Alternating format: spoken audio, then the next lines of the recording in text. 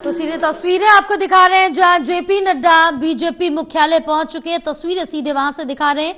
साथ में मनोज तिवारी भी मौजूद हैं। जेपी नड्डा अब पहुंच चुके हैं।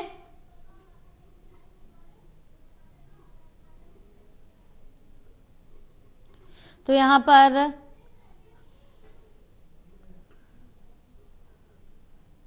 अन्य बीजेपी के सांसद भी मौजूद हैं। यहाँ पर जीत की बधाई देते हुए नजर आ रहे हैं। ये तस्वीरें सीधे आपको दिखा रहे हैं जहां दिल्ली बीजेपी मुख्यालय की ये तस्वीरें हैं जहां जेपी नड्डा मुख्यालय पहुंच चुके। तो दूसरी तस्वीर आपको ये दिखा रहे हैं कि प्रवीश वर्मा यहां भगवान का शुक्रिया अदा कर रहे हैं, ऊपर वाले का शुक्रिया अदा कर रहे हैं और माथा टेकने गुरुद्वारे पहुंचे हैं। दोनों ही तस्वीरें आपको दिखा रहे हैं। एक तरफ जेपी नड्डा मुख्यालय पहुंच चुके हैं तो दूसरी तरफ यहाँ पर प्रवीश सिंह वर्मा गुरुद्वारे में मौजूद है, माथा टेक रहे हैं। गुरुद्वारे में अपनी जीत पर ऊपर वाले का शुक्रिया भी अदा कर रहे हैं और बधाई यहाँ पर लोगों से लेते हुए भी नजर आ रहे हैं। तो एक बड़ी जीत है बीजेपी के लिए, शानदार जीत है। बहुमत के साथ एंट्री की है दिल्ली ने बीजेपी में और 27 सालों बाद ये एंट्री कई मायनों में महत्वपूर्ण हो जाती क्योंकि आम आदमी पार्टी को यहाँ पर हमारे साथ एसोसिएट एडिटर प्रदीप कुमार जुड़े हुए हैं, उनसे भी और ज्यादा जानकारी लेंगे। प्रदीप, जो तस्वीरें निकल के सामने आ रही है, एक तरफ ये तस्वीर आ रही है जेपी नड्डा बीजेपी मुख्यालय पहुंच चुके हैं और दूसरी तस्वीर प्रवीश वर्मा गुरुद्वारे में पहुंचे हैं, ऊपर वाले का जीत को लेकर शुक्रिया अदा करने माथा टेका है गुरुद्वारे में। देखिए, बिल्कुल अलग अलग तस्वीरें आ रही हैं चुनावी नतीजे के बाद। और इससे पहले हमने देखा नतीजे से पहले ही कोई भगवान के दर्शन करने के लिए उम्मीदवार जा रहे थे। इसके अलावा अलग अलग नेता अपने आराध्य को याद कर रहे थे और नतीजों के बाद एक बार फिर से वो दर्शन कर रही हैं। और इसमें प्रमुख चेहरा जो बनकर उभरे हैं अरविंद केजरीवाल को चुनाव में मात देने के बाद प्रवेश वर्मा वो गुरुद्वारे पहुंचे हैं और मत्था टेक रही हैं। ये तस्वीरें सामने आ रही हैं ऐसे वक्त जब हम देख रहे हैं एक बड़ी कामयाबी के बाद, नई दिल्ली सीट पर चुनावी जीत के बाद प्रवेश वर्मा सीएम की रेस में शामिल माने जा रही हैं। भावी उम्मीदवार के तौर पर उनका नाम निकल कर आ रहा है।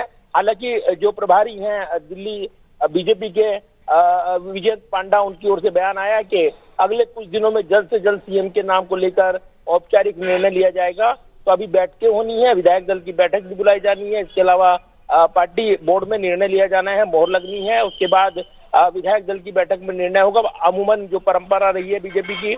लेकिन सबसे बड़े सवाल है कि कौन होगा मुख्यमंत्री। और उस रेस में जो प्रवेश वर्मा का दावेदार होना इसलिए भी यहाँ पर सामने आ रहा है क्योंकि नई दिल्ली सीट काफी हाई प्रोफाइल सीट, उस सीट से प्रतिनिधित्व करते रही है, जो मुख्यमंत्री बने हैं उस चेहरे में।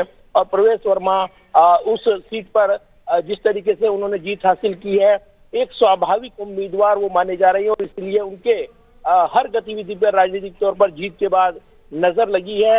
इससे पहले हमने देखा था कि वो चुनावी टाइमिंग में उससे पहले गुरुद्वारा पहुंचकर वहां मत्था टेकते नजर आए थे जब गृह मंत्री अमित शाह भी उनके साथ थे। और आज जब उन्होंने जीत हासिल की है इसके बाद उनकी गृह मंत्री अमित शाह से मुलाकात हुई तो माना जा रहा है कि कहीं ना कहीं आवश्यक दिशा निर्देश उनको दिए गए हैं और शायद यही वजह है कि कहीं ना कहीं उनकी हर गतिविधि पर दिल्ली के भावी मुख्यमंत्री और जिस नाम को लेकर सीएम की रेस में शामिल हैं यहाँ पर प्रवेश वर्मा, उनके हर राजनीतिक गतिविधियों पर इस वक्त नजर लगी है। और जिस तरीके से अब से कुछ देर बाद प्रधानमंत्री नरेंद्र मोदी बीजेपी मुख्यालय पहुंचने वाले हैं, वहां पर वो देशवासियों को संबोधित करेंगे। जीत का जश्न बीजेपी भरपूर मना रही है और तमाम पार्टी के नेता बीजेपी मुख्यालय पहुंच रहे हैं। बीजेपी अध्यक्ष जेपी नड्डा भी पहुंचे हैं, अन्य तमाम वरिष्ठ नेता, प्रदेश इकाई के नेता, वो भी वहां पर कार्यकर्ताओं के साथ जश्न मनाते हुए नजर आ रहे हैं।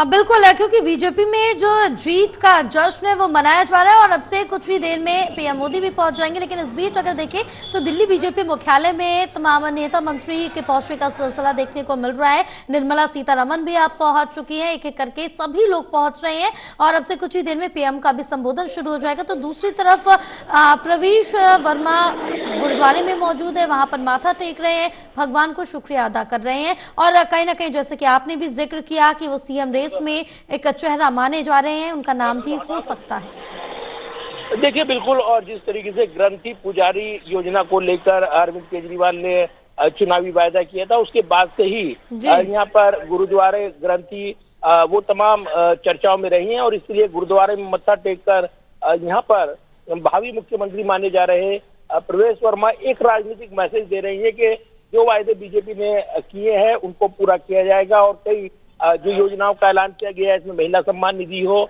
या फिर ग्रंथी पुजारियों के लिए ऐलान हो, ये तमाम ऐसे पहलू हैं जो चुनावी वायदे से जुड़े हैं। और इसीलिए आज उनका एक चर्चित बयान भी आया है जिसमें उन्होंने एसआईटी बनाने का ऐलान किया है। सरकार के गठन के बाद बीजेपी सरकार एसआईटी बनाएगी, ये भी उन्होंने कहा है, जो कि पूर्ववर्ती केजरीवाल सरकार के कामकाज की जांच करेगी।